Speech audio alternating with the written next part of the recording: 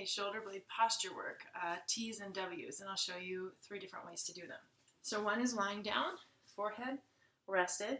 You can always use a prop, like a baby pillow. And your hips are pinned, so we want to keep the pelvis neutral versus letting the back arch and the hips lift and use the low back. Your arms are going to be out to the side, just below shoulder level. And with your palms facing the ground, rotate the thumbs up to the ceiling so that your palms face the direction of your face. So your forehead is in the ground. Just give a little hug and tilt of the pelvis like you're tucking your tailbone towards the ground so that your abs are lifted, back is relaxed. Load the shoulder blades down the back and then making the shoulder blades squeeze together so that the arms elevate. So make the shoulder blades squeeze together as low down your back as you can, which elevates your arms and thumbs to the ceiling. Every now and then check in. Your head is rested, but check in with your shoulders. Did they creep up? Squeeze them down and continue. Make this motion come from the shoulder blades. It's very easy to just lift the arms as compared to squeezing the shoulder blades. And then we tend to recruit too much of the wrong stuff. We're trying to work posterior shoulder girdle, the shoulder blade area muscles that hold us in a nice posturally upright position. And like I've said in other videos, these posture muscles need 16 hours of endurance to last the whole day that we're awake. And when they fatigue, we get neck pain, shoulder pain, even down the arm pain. You go till you get a nice burn for the last 3 to 5 reps in the right areas. Hug the shoulders down again. Let's do 3 more. 2, 3.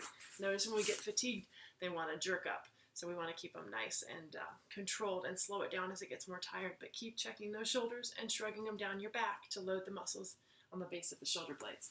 Now we're going to do, so that was the T, externally rotated T. Now we're going to do W's. So your arms are going to look like this. Elbows are tucked down by the rib cage, hands are out wide, and you're just going to elevate the wrists. So notice what that already opens up my chest. And we can do this, I'll show you other positions, but we'll start face down. Some people aren't comfortable here, so don't worry, we're coming with other positions soon. So forehead is rested, elbows tucked low to the ribs. Of course, we've got the pelvic tilt, abs drawn. And the hands are wide, in line with my shoulders, but wide.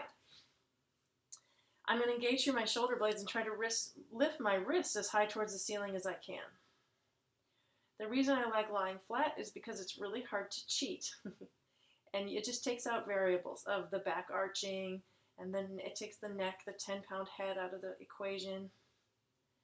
So you're hugging your elbows down towards your hips as you're elevating your wrists as high away from the ground as you can, bearably, comfortably, without neck strain. And again, we want to burn muscles of the shoulder blades. We don't want to feel it elsewhere. This one tends to be harder because most of us are tight in the rotator cuff, in the lats, in the shoulders, and the neck. So another way to do this is in a hinged position. Some people can't lean on the knees, but I'll show another option as well. So it would be sitting on the knees, hinged. You can also prop your knees on a pillow. So from here are the T's, right? You can go all the way down. Well, the key in the hinge, let me teach that really quickly, is shoot the hips way back and get the trunk as parallel to the ground as you can. Now I'm fighting gravity. I don't even need weights. You can use light weights here, but I tell you, it's more challenging than it seems. You can also always go on a stability ball, with your trunk on a stability ball, with your heels against the wall. But here, hinged, imagine that I'm on that stability ball, which would be here. Here we got to really think about the abs and do our T's. And again, you do as many as it takes to get nice burning through the back of the shoulder blades in the last 3 to 5 reps. And then the W's. You can bring them down in between. It just gives you more rest.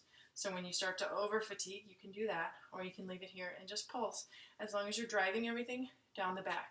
The other option, hard to see here, but would just be hinged from here, if kneeling is not an option. So, but the key in the hinge is I'm not taking my weight in front of my toes, I'm shooting it back. So now you're really just seeing the hips because of my camera angle. So you're really shooting the hips back, and you can do your T's and W's that way. Trunk as parallel to the ground as you can. Legs are not the focus here, so it's not a deep bend. It's just a hinge of the hips reaching way back behind the heels like you might fall. And then you do your T's and W's from there.